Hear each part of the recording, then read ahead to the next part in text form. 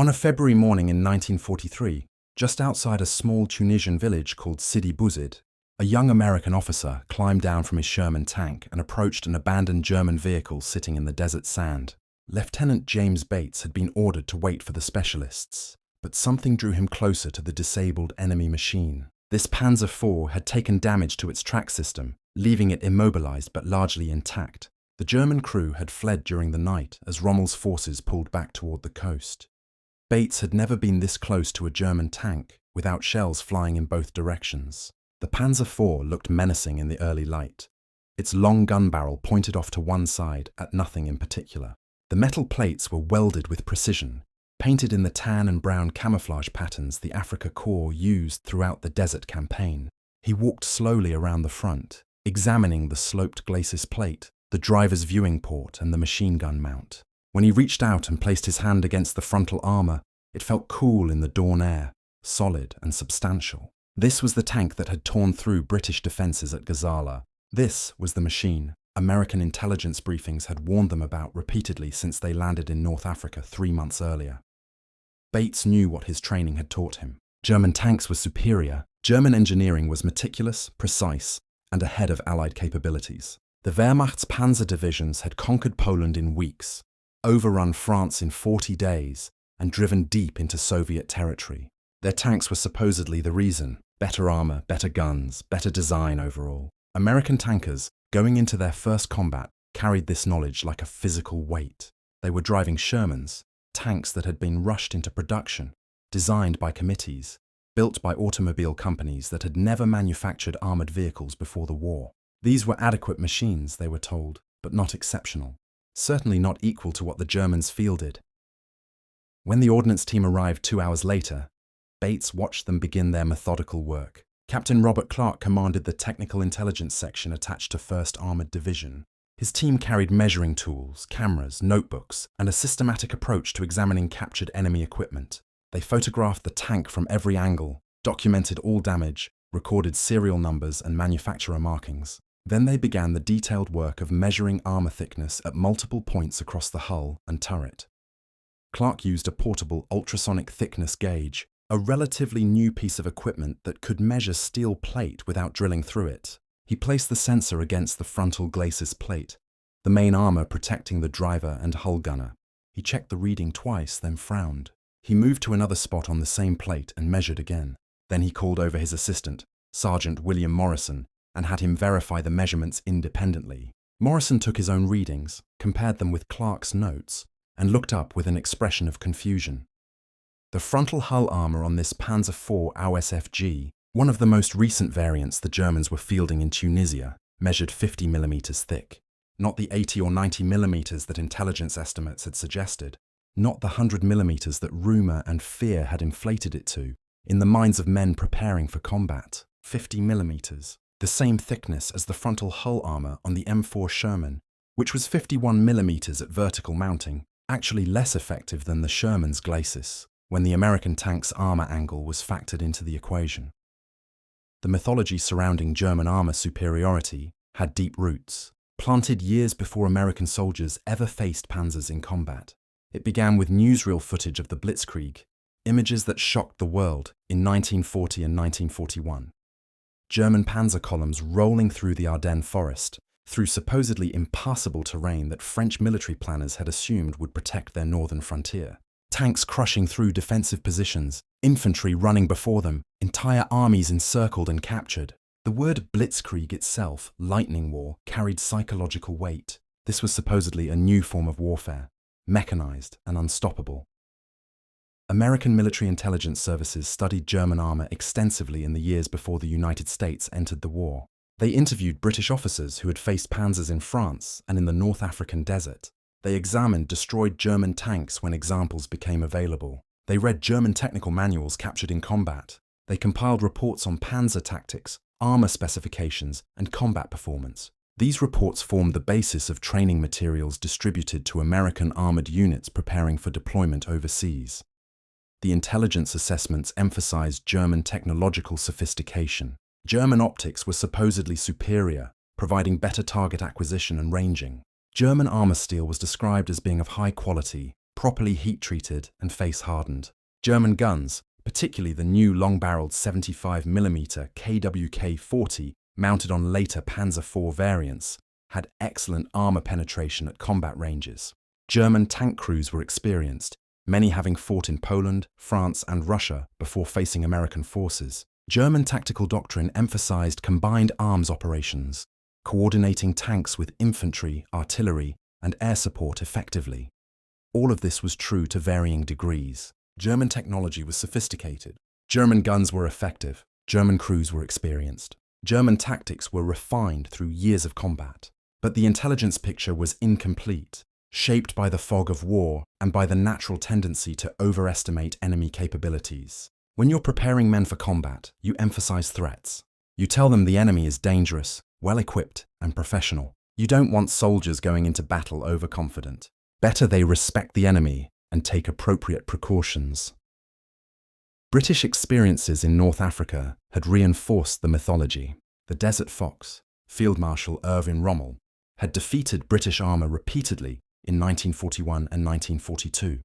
At Gazala in May and June of 1942, Rommel's Afrika Korps destroyed over 200 British tanks, routing the 8th Army and driving them back to El Alamein. British tankers reported being outgunned and outmanoeuvred. Their Crusader and Stuart tanks were inadequate against German armour. Even the newer Grant and Sherman tanks the British received from American production struggled in combat against experienced panzer units. American tankers arriving in North Africa in late 1942 absorbed these lessons. They heard stories from British veterans about Panthers and Tigers, the new heavy German tanks rumoured to be invincible. They heard about 88mm anti-tank guns that could destroy Allied tanks at ranges where Allied guns were ineffective. They heard about German tactical superiority, how panzer commanders used terrain and combined arms to win battles even when outnumbered. The message was clear. German armour was formidable, possibly superior to anything the Allies fielded. The reality of combat at Kasserine Pass in February 1943 seemed to confirm these fears. German forces under General Hans-Jürgen von Arnim attacked American positions in western Tunisia, exploiting gaps in the defensive line. American units, many in combat for the first time, were overrun. The 2nd Armoured Division lost significant numbers of tanks. Infantry positions were bypassed and surrounded. American forces retreated over 50 miles before stabilizing the line. Kasserine was a tactical defeat, embarrassing and costly. In the aftermath, American commanders emphasized the need for better training, better coordination, and respect for German combat effectiveness.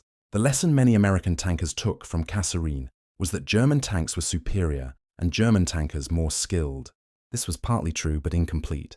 German tactical execution at Kasserine had been excellent, but German armour itself was not the invincible force that mythology suggested. American tank crews climbed into their Shermans carrying the weight of perceived inferiority. The M4 Sherman medium tank had entered production in 1942, designed to replace the obsolete M3 Lee with its awkward sponson-mounted 75mm gun. The Sherman was a compromise machine, balancing armour protection, firepower, mobility, and mechanical reliability. It was never intended to be the best tank in the world, just good enough to be produced in overwhelming numbers and shipped across oceans to fight on multiple continents simultaneously.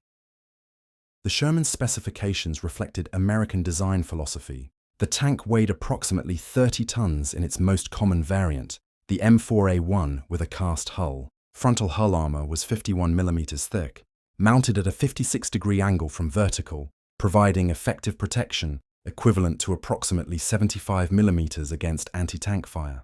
The turret front had 76mm of armour on the gun mantlet. Side and rear armour was thinner, 38mm on the hull sides, designed to resist small arms and shell fragments but not direct anti-tank fire. The main armament was a 75mm M3 gun, adapted from a French anti-aircraft gun design.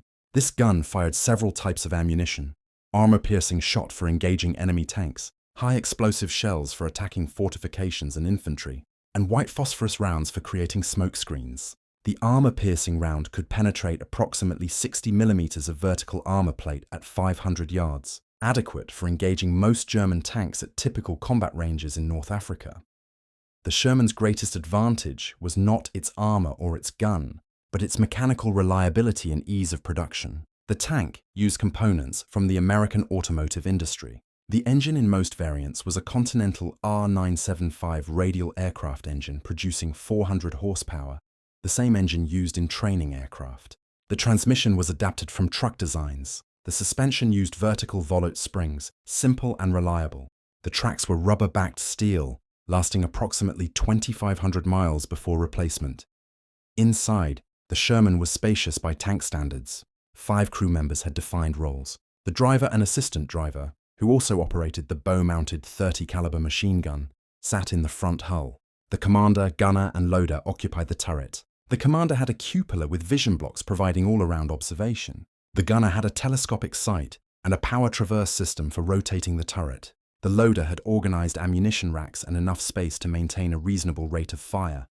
Every Sherman had a radio, usually an SCR 528 or SCR 538 set, allowing tank-to-tank communication and coordination with infantry and artillery. This was standard equipment, not a luxury reserved for command vehicles. American doctrine emphasized communication and coordination. Tank platoons operated as units, supporting each other and calling for artillery or air support when needed.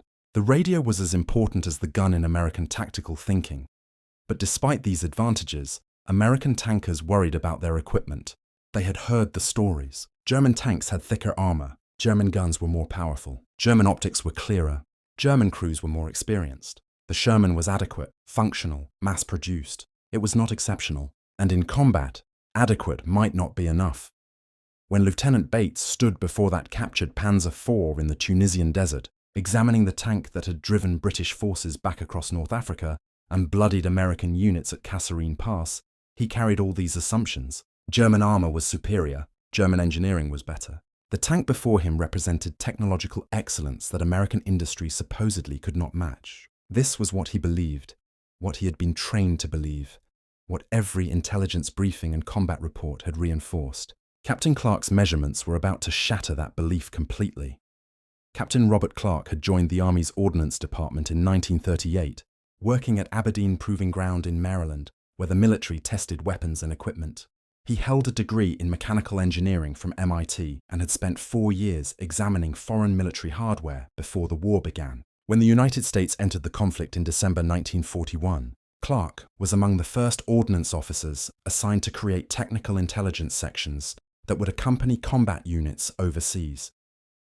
His job was to capture, examine and report on enemy equipment, providing feedback that would inform American tactics and future tank development. The technical intelligence mission was systematic and precise. When a German tank was captured or destroyed in a condition allowing examination, Clarke's team followed established procedures. They photographed the vehicle from standardized angles, creating visual documentation that could be compared across different tanks and variants. They recorded all visible markings, serial numbers, unit insignia, and manufacturer stamps. These details helped intelligence analysts track German production, identify which factories built which components, and estimate manufacturing capacity. They documented damage patterns, noting where shells had struck and whether they penetrated. This information revealed which American weapons were effective against German armor and at what ranges. They examined internal components, studying the engine, transmission, suspension, gun mounting, and fire control systems. They measured armor thickness at multiple points, creating detailed armor maps that showed exactly how German tanks were protected. The portable ultrasonic thickness gauge Clarke used was a recent innovation, developed for industrial inspection, but adapted for military use. It worked by sending ultrasonic pulses through the steel plate and measuring how long the sound waves took to reflect back. The device could accurately measure armor thickness within 1 millimeter, providing reliable data without damaging the plate. Before this technology, ordnance teams had to drill small holes through armor to measure thickness, a time-consuming process that sometimes weakened the very protection they were studying. Clarke placed the sensor against the Panzer IV's frontal glacis plate, the sloped armor protecting the driver's compartment. The gauge read 50 millimeters. He moved the sensor to different points across the glacis, checking for variations in thickness. German manufacturing was precise. Every measurement came back within 1 millimeter of 50. There was no doubt about the reading. The armor was uniformly 50 millimeters thick across the entire frontal hull. He measured the turret front next. the armor protecting the gun mantlet and the crew in the fighting compartment. 50 millimeters again. The turret sides measured 30 millimeters. The rear hull plate was 20 millimeters. The roof and floor were 10 millimeters. Clarke recorded every measurement in his notebook, cross-referencing them with measurements from other Panzer IVs his team had examined in recent weeks. The numbers were consistent. This was not an anomaly or a single tank built to different specifications. This was standard protection for the Panzer IV AOSFG. Clarke knew the specifications of the Sherman intimately. He had examined dozens of M4s during testing at Aberdeen before deployment. The Sherman M4A1, the variant with the cast hull that comprised much of American tank strength in North Africa, had frontal hull armor 51 millimeters thick. But that armor was mounted at a 56-degree angle from vertical, not straight up and down like armor on older tank designs. The angling dramatically increased effective protection. When an anti-tank round struck angled armor, it had to penetrate through more steel than the plate's actual thickness, because it was traveling through the armor at an angle rather than perpendicular to it. The formula for calculating effective armor thickness based on angle was straightforward. A 51 millimeter plate at 56 degrees from vertical provided effective protection equivalent to approximately 75 millimeters of vertical armor against a perpendicular hit. The Panzer IV's glacis was also sloped, but only at about 20 degrees from vertical on this variant, providing minimal benefit from angling. Its effective protection was perhaps 55 millimeters equivalent. The Sherman's effective frontal protection was superior to the Panzer IV's, not by a huge margin, but measurably better. The German tank's thickest armor, the gun mantlet on the turret, matched the Sherman's turret front at 76 millimeters. Everywhere else, the protection was comparable or favored the American tank. Clarke stared at his measurements, checking them a third time. The mathematics were undeniable. The Panzer IV was not more heavily armored than the Sherman. In the most critical area, frontal protection against enemy fire, the Sherman was actually better protected. Sergeant Morrison voiced what Clarke was thinking. "Sir, intelligence briefings said these things had 80 to 90 millimeters on the front. We've been telling crews the Panzer IV outguns us and has better armor. But this," he gestured at the measurements, "this is the same as what we're sitting in. Maybe worse when you factor in the angles." Clarke photographed the armor measurements with the gauge visible in the frame, creating irrefutable documentation. He would file a detailed report when they returned to headquarters, but he knew the implications would take time to filter through the system. Intelligence assessments didn't change overnight. Thousands of American tankers already believed German armor was superior. That belief affected how they fought, how they approached engagements, how much risk they were willing to accept. Changing that mindset would require more than one field report from Tunisia. The systematic examination of captured Panzer IVs continued through March and April of 1943 as Allied forces compressed the Axis bridgehead in Tunisia. Clarke's technical intelligence section examined 17 different Panzer IV tanks in various states of damage. They documented 3 distinct variants: the AOSF F2 with the long 75mm gun but earlier armor configuration, the AOSF-G with additional frontal armor plates welded onto some examples, and one AOSF-H, the newest variant just reaching North Africa before the Axis collapse. Every tank told the same story. Frontal armor ranged from 50mm on standard models to 80mm on a few AOSF-H tanks that had additional armor plates bolted to the hull front. But these up-armored versions were rare exceptions. The vast majority of Panzer IVs facing American forces in Tunisia had exactly 50mm of frontal protection, no more. Side and rear armor was consistently thinner, 30mm on the sides, 20mm on the rear, completely vulnerable to American 75mm guns at any combat range. Clarke compiled his findings into a comprehensive technical intelligence report, designated TIR 4309, submitted to 1st Armoured Division Headquarters on April 17, 1943.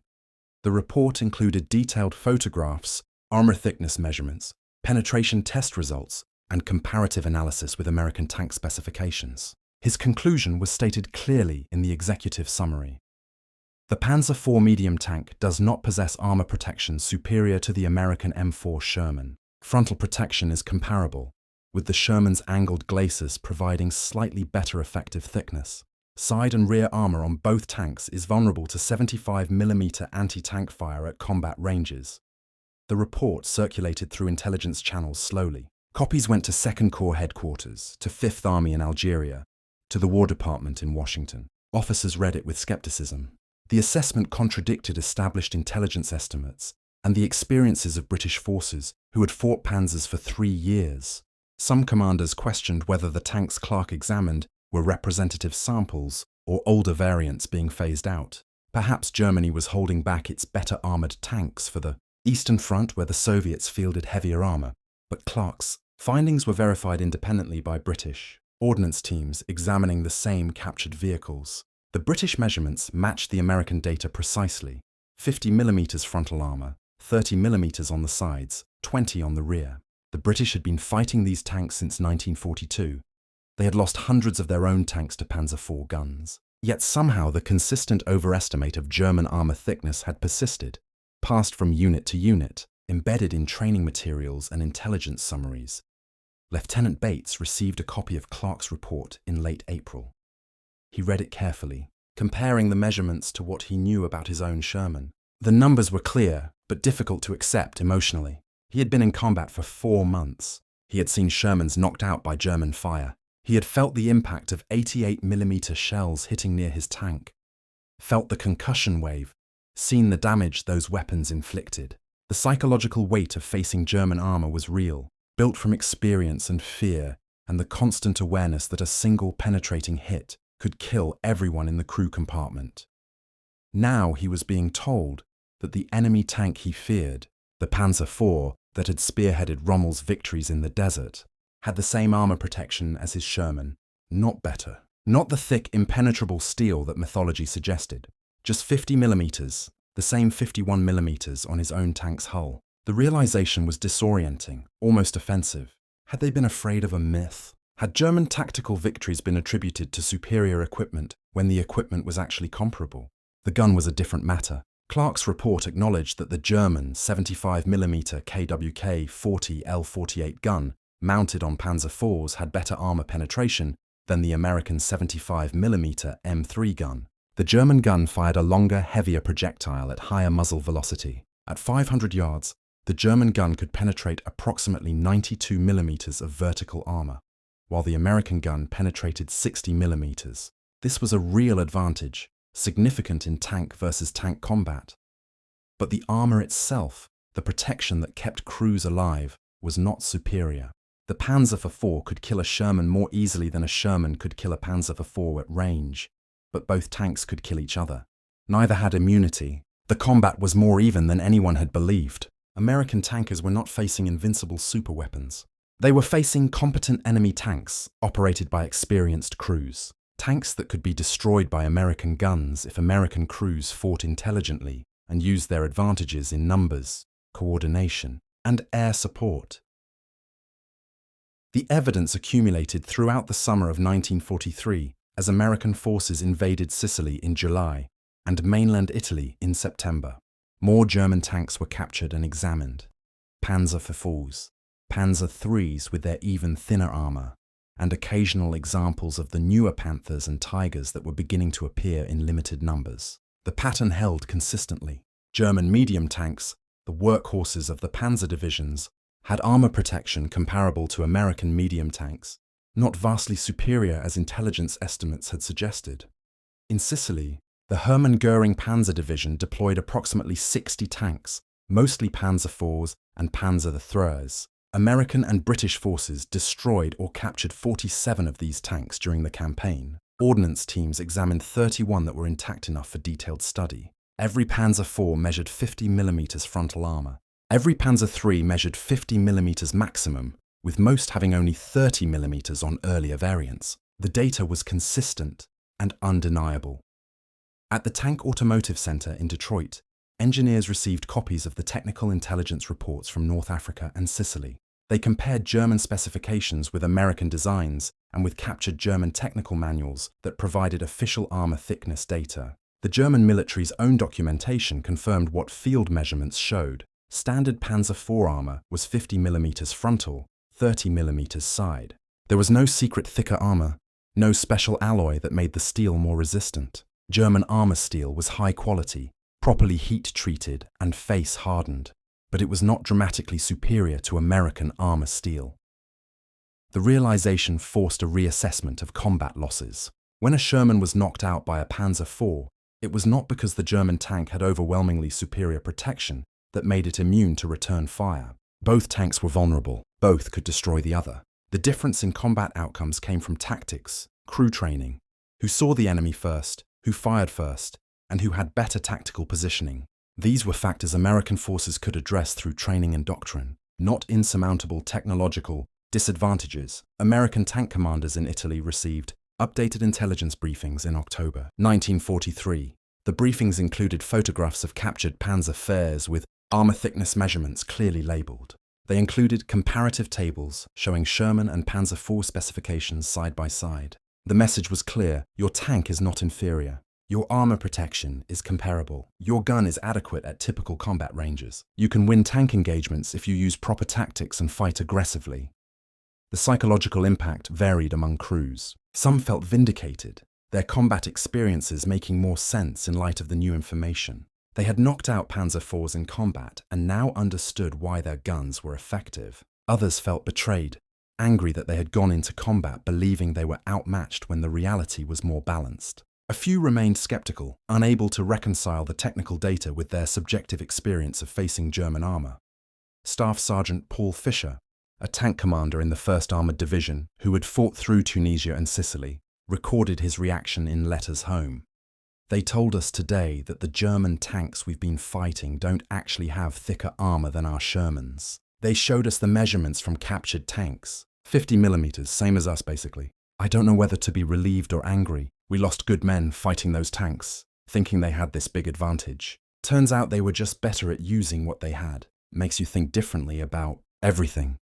The updated intelligence filtered through American armored units slowly during late 1943 and early 1944. Training programs were revised to emphasize that American and German medium tanks had comparable armor protection. Tactical doctrine adjusted to encourage more aggressive engagement rather than defensive positioning based on assumed inferiority. The mythology of German armor superiority began to crack, replaced by a more realistic assessment, grounded in measured evidence rather than fear and rumor. But the mythology didn't disappear entirely. Old beliefs die hard, especially beliefs formed under combat stress. Many American tankers continued to regard German armor with excessive respect, even after seeing the technical data. The psychological weight of facing an enemy who had conquered most of Europe couldn't be erased by measurement reports and intelligence briefings. Fear and respect, once established, persisted even when the rational basis for that fear was shown to be exaggerated.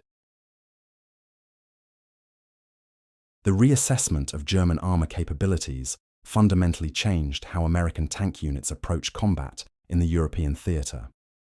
By the time Allied forces landed in Normandy on June 6, 1944, American armored doctrine had evolved beyond the defensive mindset that characterized early engagements in North Africa. Tank commanders understood their Shermans were not inferior to the Panzers that still comprised the majority of German armored strength. This knowledge translated into more aggressive tactics and greater willingness to engage enemy armor directly. The 3rd Armored Division, landing in Normandy 2 weeks after D-Day, carried the lessons learned from 2 years of technical intelligence analysis. Officers briefed their crews using the actual measurements from captured German tanks. They showed photographs of Panzer IV armor with the 50mm thickness clearly marked. They emphasized that Sherman frontal armor, when properly angled, provided equal or better protection. The message was consistent: fight smart, use your advantages in numbers and coordination, but don't assume the enemy tank is invincible. Lieutenant Colonel Wilson Hawkins, commanding a tank battalion in the 3rd Armored, later described the psychological shift in his unit history. The men had heard all the stories about German supertanks before we landed. Tigers and Panthers dominated the rumors, but we made sure every crew understood the reality. Most German armor we'd face were Panzer IVs, with armor no thicker than ours. Our gun could kill them. Their gun could kill us. Even fight decided by who saw first and shot first. That changed how aggressively crews fought. The statistical evidence supported this tactical evolution. In Tunisia during early 1943, American tank units often hesitated to engage German armor, waiting for supporting arms or favorable positioning before committing to combat. The kill-to-loss ratio reflected this caution. American forces destroyed approximately 1 German tank for every 3 American tanks lost in direct armor engagements. By the Italian campaign in late 1943 and early 1944, after the armor measurements had been widely disseminated, the ratio improved to approximately 1-to-1. American crews fought more confidently, achieving parity in tank versus tank combat. In France, during the summer and fall of 1944, the ratio improved further to approximately 1.2 German tanks destroyed for every American tank lost when fighting Panzer IVs specifically.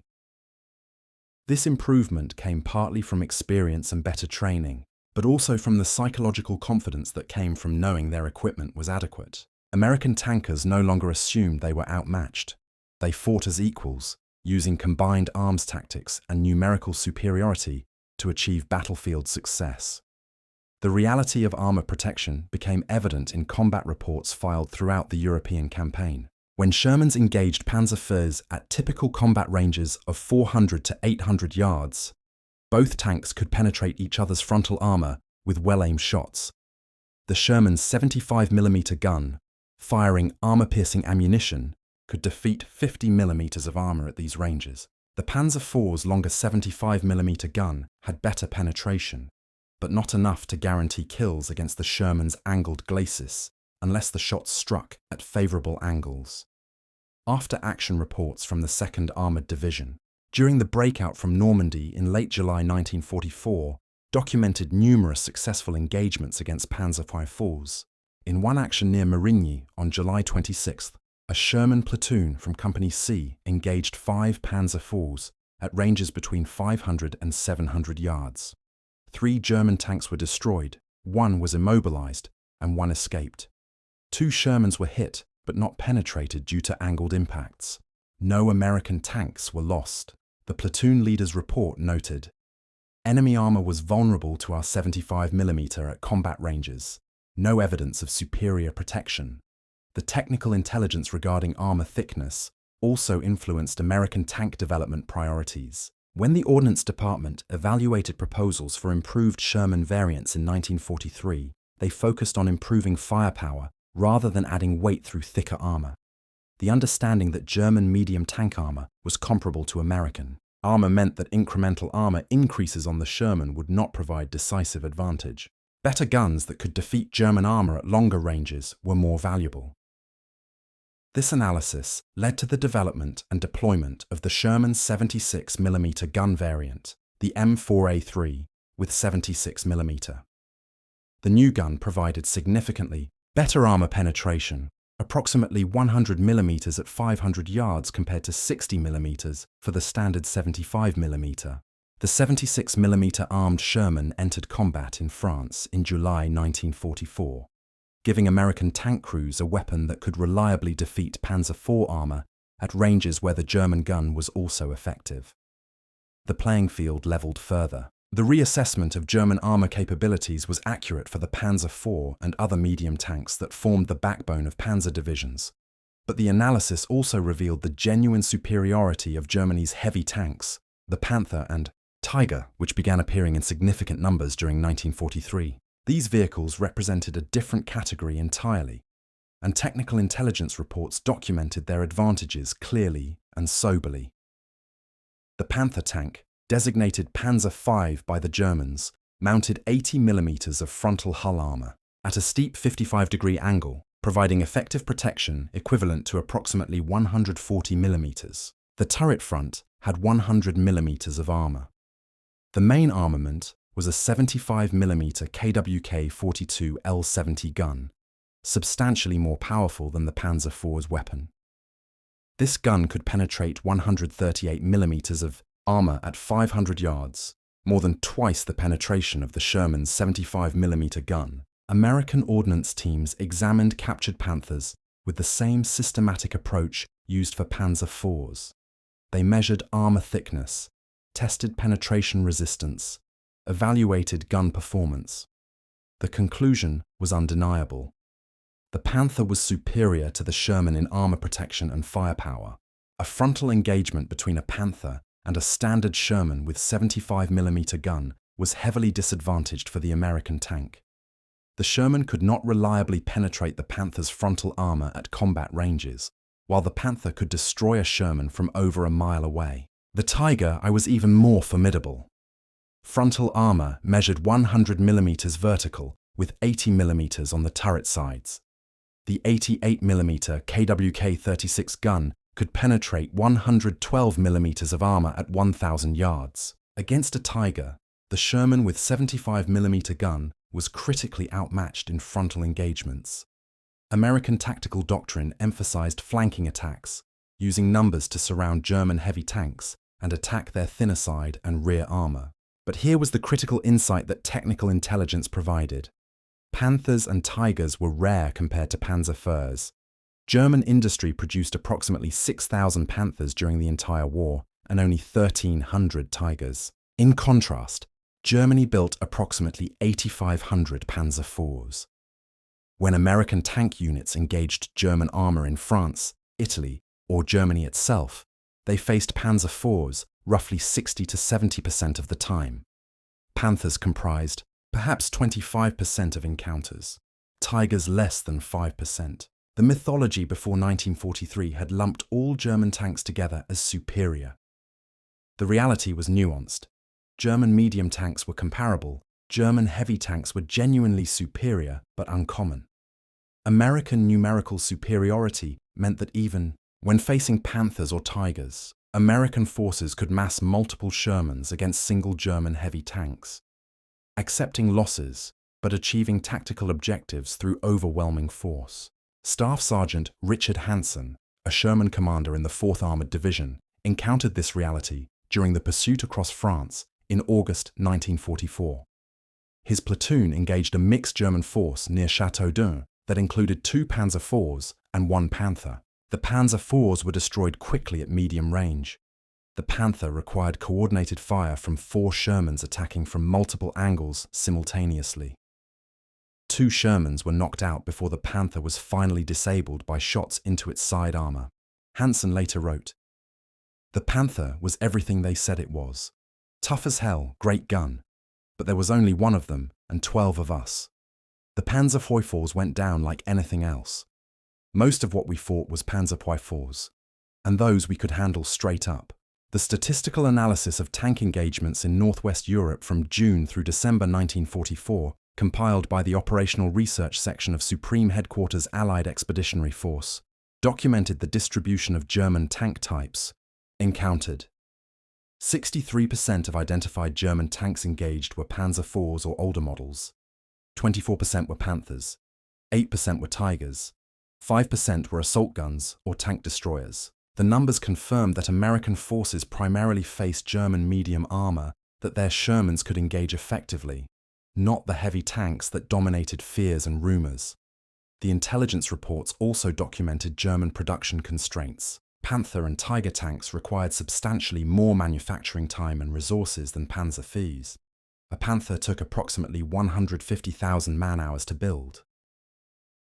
The technical intelligence reports filed by Captain Clarke and his team made their way through the military bureaucracy slowly, but their impact was profound. Training programs changed, tactical doctrine evolved, intelligence estimates became more accurate, and most importantly, American tankers went into combat with realistic expectations rather than exaggerated fears. They knew what they were facing. They knew what their equipment could do. They knew they had a fair chance. That knowledge, based on careful measurement of captured enemy equipment in the deserts of North Africa, helped American armored forces fight more effectively throughout the remainder of the war. It was a small detail in the grand scope of World War II, just a few millimeters of steel measured and documented. But those measurements changed perceptions, influenced tactics, and ultimately saved lives by giving American tankers the confidence to engage German armor aggressively rather than hesitantly. When historians look back at the evolution of American armored warfare during World War II, they often focus on famous battles, celebrated commanders, or technological developments. But the story of the Panzer IV's armor measurements deserves recognition as well. It's a story about the importance of accurate intelligence, about the power of systematic analysis, and about how correcting false assumptions can have strategic impact. It's a reminder that in warfare, knowing the truth about your enemy's capabilities is as valuable as any weapon in your arsenal. The American tankers who benefited from Captain Clarke's work never knew his name. Most never read his technical intelligence reports, but they lived and fought with the knowledge those reports provided, and that knowledge made them better soldiers. They climbed into their Shermans understanding that German armor was formidable but not invincible, capable but not superior, dangerous but not unbeatable. That understanding, rooted in careful measurement and honest analysis, helped them fight with the confidence and aggression necessary to win.